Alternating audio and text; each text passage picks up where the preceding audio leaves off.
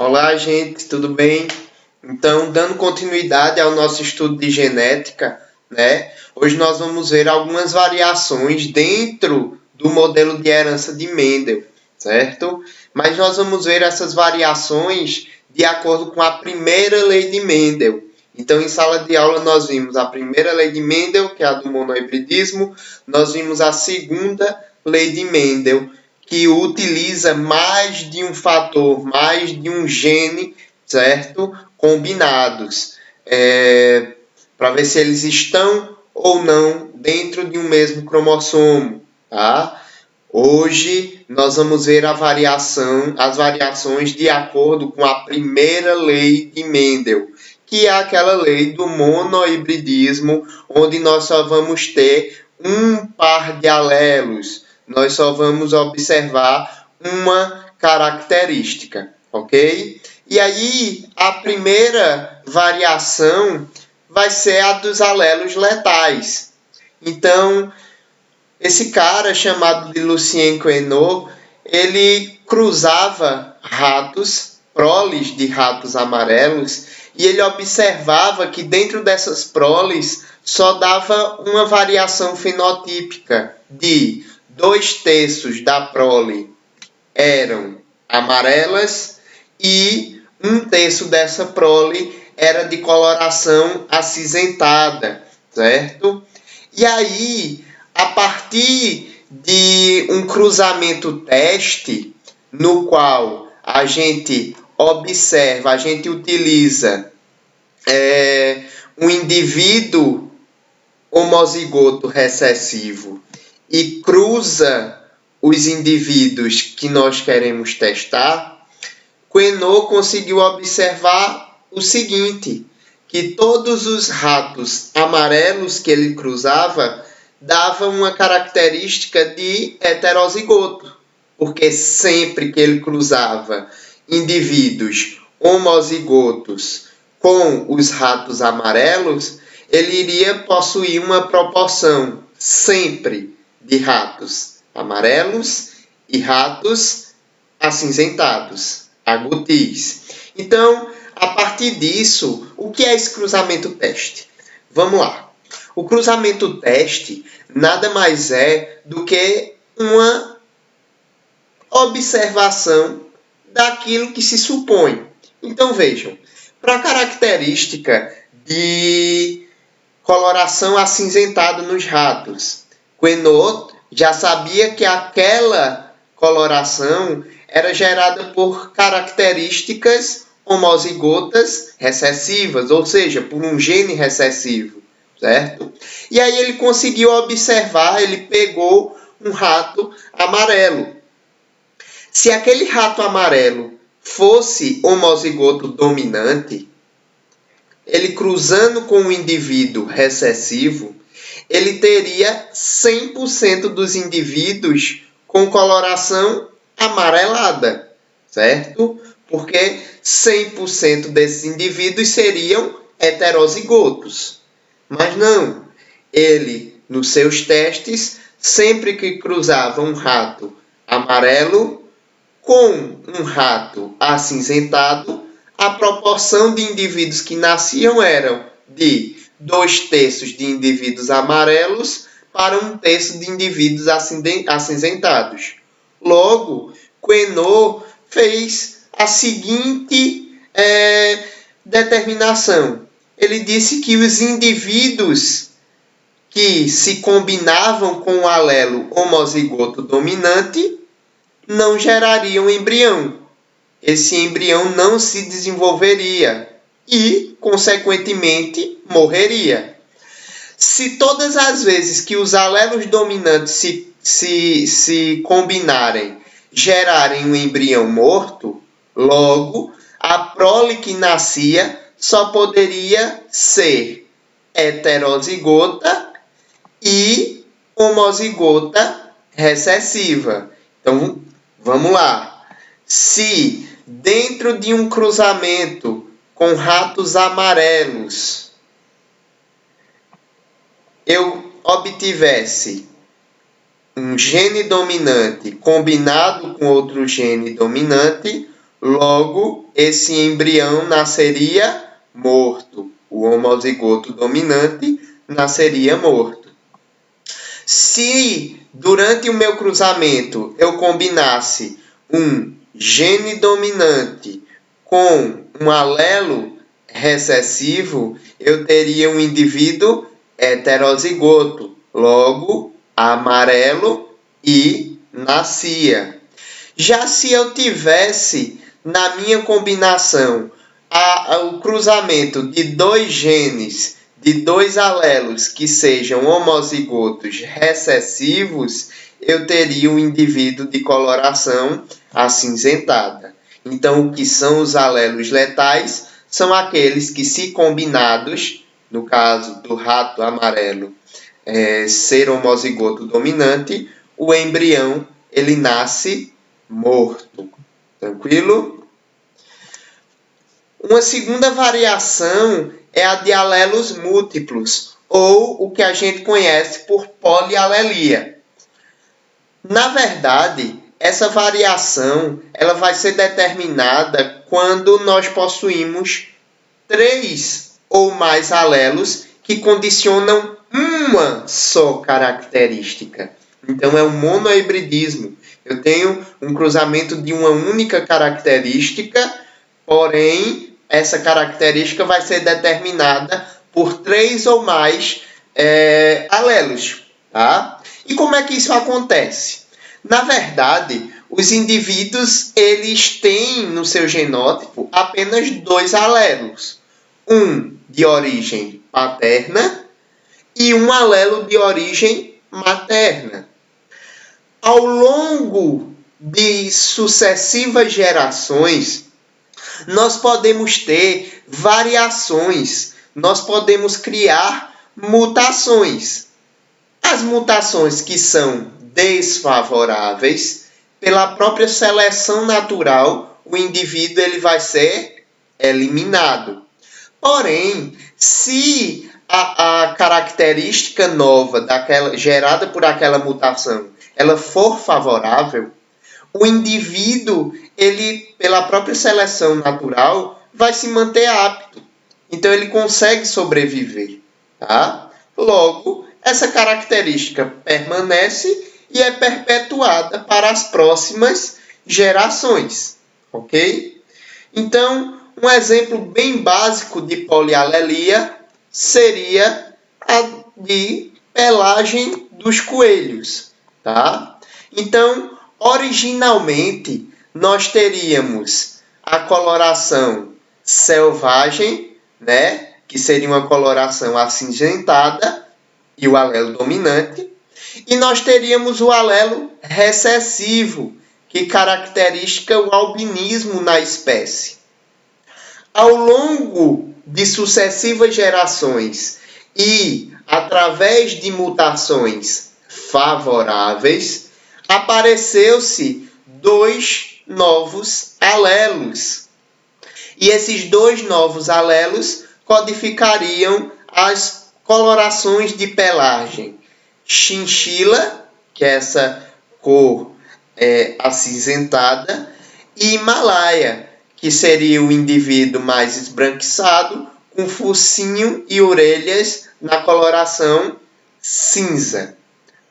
Logo, o que seria essa polialelia? Seria essa variação de alelos dentro de uma característica. Então, qual a minha característica? É a de cor da pelagem dos coelhos. E quais são os alelos possíveis? Eu tenho o alelo agouti, que é o alelo que codifica o indivíduo mais amarronzado. Eu tenho o alelo do chinchila, que codifica o indivíduo mais acinzentado. Eu tenho o alelo que codifica o indivíduo Himalaia, com focinhos e orelhas acinzentados. E eu tenho o indivíduo albino. A questão agora é que cada gene vai se sobrepor de acordo com o alelo possível.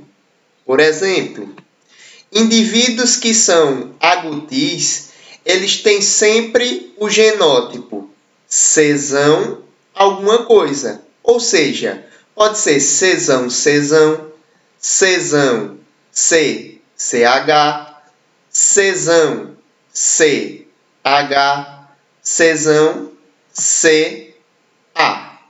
Ok? Para que eu tenha indivíduos na coloração chinchila, eu vou ter sempre indivíduos que vão possuir a característica genotípica C, CH alguma coisa. Ou seja, nós podemos ter indivíduos C, CH, CCH, CCH. Ou nós podemos ter indivíduos C, CH, CH. Ou podemos ter indivíduos C, CH, CA.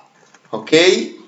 Para indivíduos da coloração Himalaia, nós temos sempre CH alguma coisa. E esse CH alguma coisa vai poder ser CH, CH ou CH, CA. E sempre para indivíduos albinos, nós só vamos ter esse genótipo aqui, CA, CA. Ou seja, a ordem de predominância da característica vai do indivíduo agouti para chinchila, para Himalaia e para albino. Ok? Então, o polialelismo, uma só característica, porém determinada por mais do que 3 alelos. Perdão, mais do que 2 alelos. Nós podemos ter de 3, 4 e assim sucessivamente. A próxima variação de característica seria a de dominância incompleta. Então, o que seria a dominância incompleta? Vamos lá. Nós temos um indivíduo dominante e nós temos um indivíduo recessivo. Nós aprendemos em sala de aula que sempre o dominante vai dominar aquela característica em relação ao recessivo. Ok? Então, naturalmente, nós teríamos rosas vermelhas e rosas brancas. Digamos que a rosa vermelha fosse dominante e a branca recessiva. Logo, nós teríamos uma predominância na característica vermelha. Só que o que acontece na dominância incompleta é que os fenótipos eles são intermediários dos indivíduos. Ou seja, neste exemplo, nós vamos ter, em um cruzamento com rosas vermelhas e rosas brancas, nós vamos ter uma prole de rosas, ok? Nós vamos ter uma prole ali de flores rosas. E aí, se a gente cruzar essa geração aqui, nós vamos ter os seguintes fenótipos: vermelho, rosa e branco na segunda geração, ok? Então, o fenótipo ele é intermediário, ok? Ele é intermediário. É como se cada um dos alelos dos genes expressasse um pouco dessa coloração e aí nós conseguimos mesclar as colorações, dando origem a uma nova cor. Tranquilo? Outro exemplo de dominância incompleta está na plumagem de galos, de galinhas, ok? Então, um exemplo. A plumagem branca de uma galinha cruzada com a plumagem preta de um galo daria origem a uma geração totalmente acinzentada. Se nós fôssemos cruzar essa geração acinzentada, uma galinha acinzentada e um galo acinzentado, nós teríamos os seguintes fenótipos amostrados. Galinhas de pelagem, de plumagem pretas, galinhas de plumagem acinzentadas e galinhas de plumagem brancas. Então, é mais um exemplo de dominância incompleta, onde o fenótipo é intermediário em relação aos seus genes, ok? Uma outra variação seria a codominância, onde os indivíduos heterozigotos para essas características vão apresentar ambos os fenótipos. E um exemplo típico é esta rosa, que possui uma coloração branca e uma coloração avermelhada. Nesse caso, o que houve? Aconteceu que o gene de coloração vermelha é um gene dominante e o gene de coloração branca também é dominante. Logo, os dois vão atuar gerando as características, ok? Então, isto seria uma codominância, que é quando os indivíduos heterozigotos vão apresentar ambas as características, certo? Ambos os fenótipos. E é diferente da dominância incompleta, que é quando cada um expressa um pouco dos seus genes e ocorre o surgimento de um novo fenótipo. Tranquilo? Um outro exemplo de codominância está entre vacas, certo? Entre gado. Então, o que é que acontece?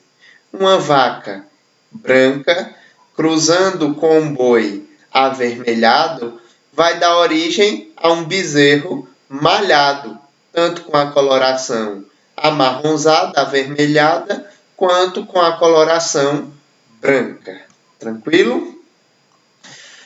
Uma outra variação é a de penetrância e expressividade gênica. O que seria a penetrância?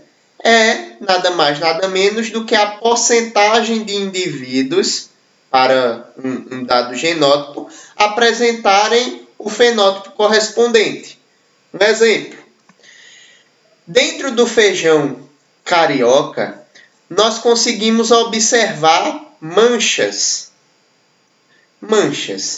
Essas manchas vão ser codificadas por um par de alelos.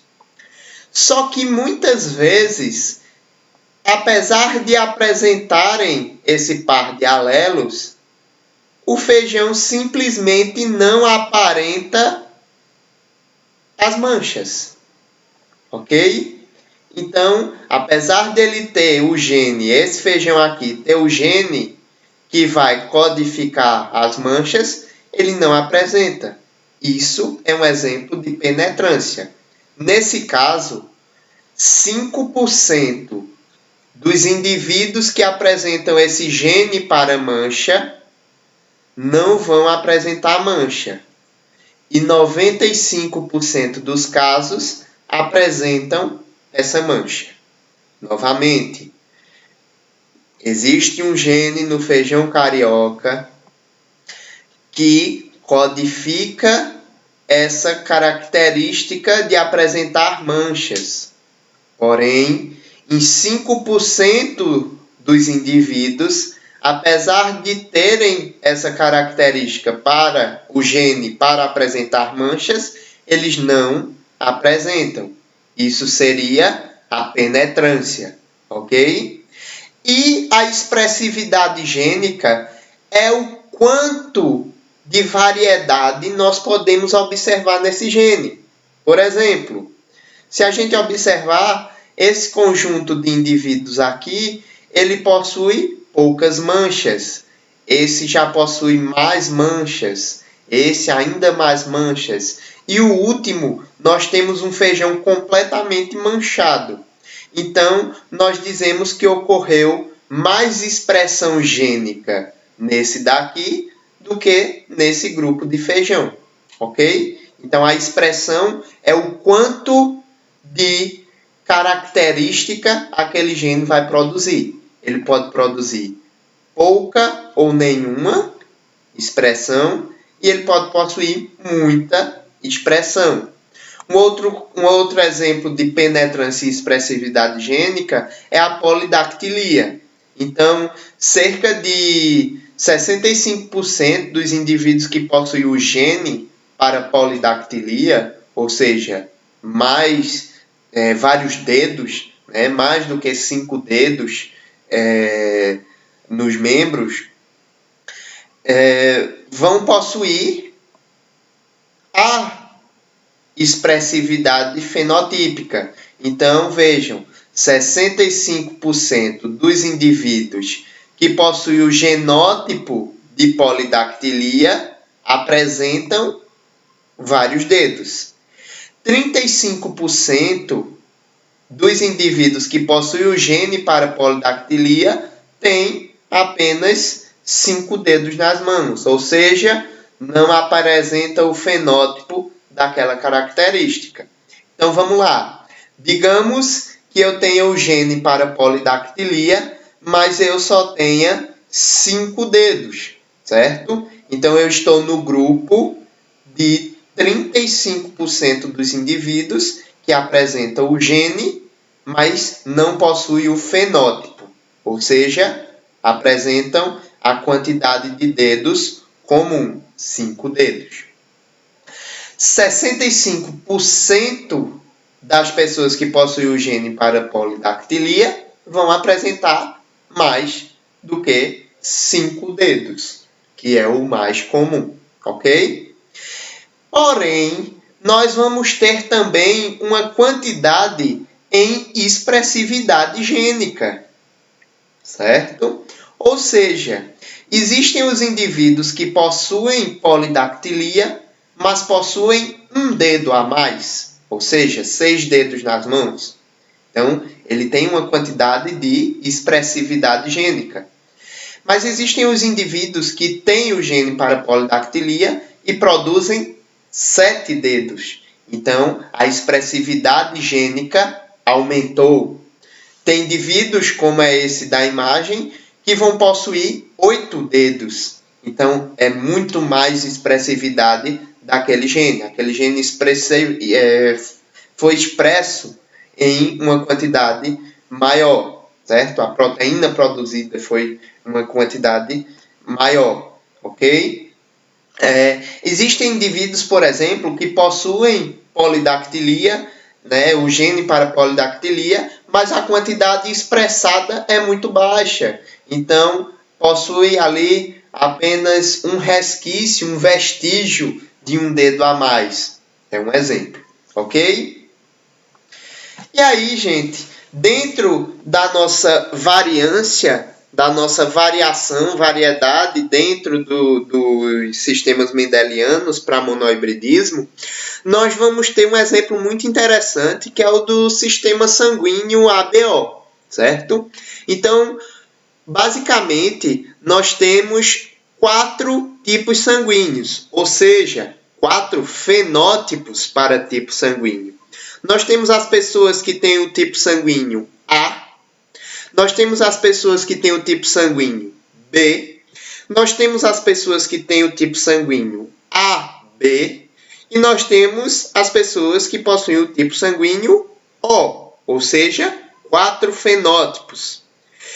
E nós vamos ter para esses indivíduos 3 genes, que é o gene A, o gene B e o gene Izinho. Ou seja, trata-se de um polialelismo. Nós temos 3 alelos, ok? Então, no meu sistema ABO, nós vamos ter 3 genes, 3 alelos. É um polialelismo. Além disso, nós vamos ter um fator de codominância. Ou seja, o gene, se nós temos um gene A com um gene B em um indivíduo, nós vamos possuir um sangue do tipo AB. Ou seja, a expressividade do gene A e a expressividade do gene B vão estar no fenótipo. Eu vou ter os dois fenótipos possíveis. Então, o meu sistema sanguíneo, ABO, seria duas características de variação, a de polialelismo e a de codominância dos fatores. E aí, gente, nós vamos ter os seguintes genótipos. Isão A, que vai codificar o grupo A, ou o tipo sanguíneo A. Isão B, que vai codificar o grupo sanguíneo B. Isão A, isão B, que codifica o grupo do tipo sanguíneo AB. E os genes recessivos, Izinho, Izinho, para sangue do tipo O. Então, os genótipos possíveis são esses, ok? Vejam. 1 alelo, 2 alelos, 3 alelos. Polialelismo. Isão A, isão B, grupo sanguíneo AB, ou seja, uma codominância. Tranquilo? Por fim, nós temos também o fator RH, certo? Que nada mais é do que algumas proteínas que são encontradas nas hemácias e que podem agir como antígenos, se forem inseridos ali no indivíduos que não possuam. Por exemplo, eu tenho o tipo sanguíneo B negativo, tá? Então, eu só posso receber sangue do tipo O negativo, porque ele é um doador universal, e sangue do tipo B também negativo. Se eu recebesse, por exemplo, um sangue do tipo B positivo, aquele fator RH do tipo positivo, iria produzir no meu organismo anticorpos que iriam eliminar aquelas hemácias com aquela determinada proteína. Ok? Então, não seria interessante para mim obter um sangue com fator RH positivo se o meu fator RH é negativo. E aí, para exemplificar melhor isso, nós temos ali um problema que é chamado de eritroblastose fetal, ok? Então, a eritroblastose fetal ela vai acontecer em mulheres que possuem o fator RH negativo e que o pai daquela criança, o seu esposo, por exemplo, vai ter um fator RH positivo. Então, existe uma probabilidade da criança que está sendo, o feto que está sendo gestado por aquela mulher, tenha o fator RH positivo, certo? Porque o pai tem esse fator RH positivo. E se a gente vê nos fenótipos, vejam, para ter fator RH positivo, eu preciso ter ou os dois genes para positivo, ou um gene para positivo e um para negativo. Para ter fator RH negativo, eu tenho que ter os dois genes homozigotos recessivos, tá? Então, vamos lá. Se a criança tem fator RH positivo e a mãe tem fator RH negativo, durante o parto, por exemplo, o sangue da mãe pode entrar em contato com o sangue do filho, o sangue da criança. E o que é que acontece? Acontece que a mãe, o sangue materno, ele acaba produzindo anticorpos anti-RH. Por quê? Porque simplesmente ela não tem o fator RH. O fator RH é negativo, certo? E se a criança tem o fator RH, ela produz anticorpos para acabar com aquelas hemácias com aquele fator RH positivo, porque é um corpo estranho e está ali e precisa ser eliminado. O problema é que em uma segunda gravidez, por exemplo, a criança gestada pode novamente ter um fator RH negativo. E aí, o corpo daquela mulher, ele já vai ter produzido os anticorpos anti-RH. E aí, esses anticorpos podem atravessar a placenta e entrar em contato com as hemácias daquela criança, eliminando-as, certo? Só que qual é a principal função das hemácias? A principal função das hemácias é carrear oxigênio, gás, certo? E aí, se a criança ela perde hemácias, consequentemente, ela vai ter uma insuficiência em oxigênio e ela está em formação. Ao estar em formação, ela precisa de oxigênio para ter sucessivas mitoses, por exemplo. E, consequentemente, se ela não tem uma certa quantidade de oxigênio, simplesmente ela pode ter uma falha no desenvolvimento ali daquela criança, certo? Falhando o desenvolvimento da criança, pode gerar ali alguns transtornos, né, a criança, que consequentemente não vai crescer de forma saudável e pode até ocorrer um aborto, ok? Pode ocorrer ali um aborto né, para esse feto, ok? E aí, quer dizer que se a minha criança tem o fator RH positivo e eu tenho o fator RH negativo, eu só posso ter uma criança? Não, certo? Então existe um tratamento que nada mais é do que uma vacina anti-RH. Então, a mulher que tem fator RH negativo e possui uma criança com fator RH positivo, ela toma essa vacina anti-RH, certo? E simplesmente ela para de produzir os anticorpos e consegue ter uma gestação normal. Ok, gente? Então era isso que eu tinha para essa aula. Muito obrigado e até a próxima.